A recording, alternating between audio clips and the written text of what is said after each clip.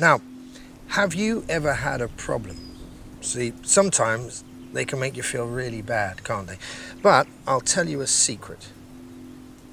There's a way to get rid of problems. And tonight's story will tell you how. It's called The Problem with Problems, and it's by Rachel Rooney and Zara Hicks.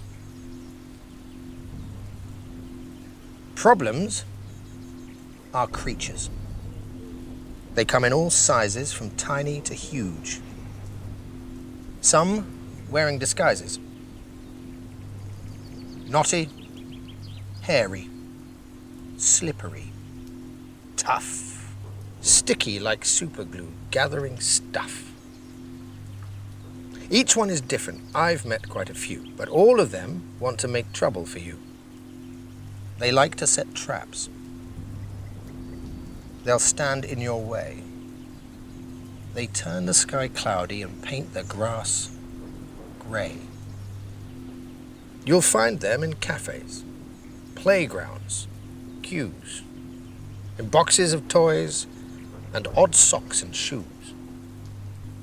Whenever you meet one, don't worry, relax, take a deep breath, and consider the facts. Have a good look at it. Call it by name. A problem is sometimes quite easy to tame. Look at it twice from a new point of view. Maybe it isn't a problem for you. The small ones annoy you, but often get bored.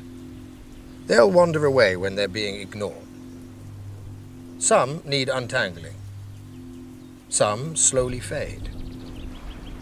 Others will wilt when they're left in the shade. I went to my boss and said to him, you know, I'm going to go do this crazy thing, and I'm going to start this this company selling books online.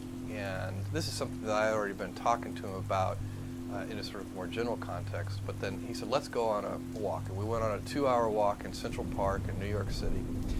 And the conclusion of that was this. He said, you know, this actually sounds like a really good idea to me. But it sounds like it would be a better idea for somebody who didn't already have a good job.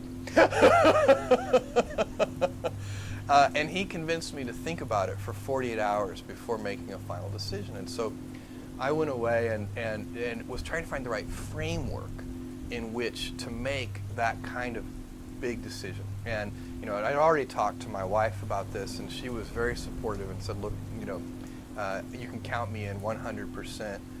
Whatever you want to do. You know, it's true. She had married this kind of, you know, fairly stable guy in a stable career path, and now he wanted to go do this crazy thing, but she was 100% supportive. So it really was a decision that I had to make for myself, and the framework I found, which made the decision incredibly easy, was what I called, which only a nerd would call, a regret minimization framework. So I wanted to project myself forward to age 80 and say, okay, now I'm looking back on my life. I want to have minimized the number of regrets I have.